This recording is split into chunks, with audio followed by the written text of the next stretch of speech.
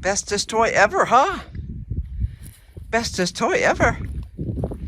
He says I have to chop and chew on my leg. And then chew on my toy some more. Oh yes. Too cute. Too cute, Mr. Dude.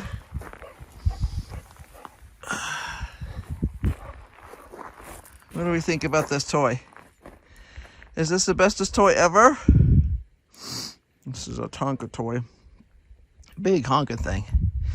There was an old one around here that wasn't a Tonka. It was some J unnamed brand, but that was falling apart and that was dangerous, so we got rid of it. But we found this yesterday. Yay! Ready? Whoop! He thinks this thing is awesome. We played tug with it yesterday. I have not been trying to get him to retrieve it or anything. Just play tug.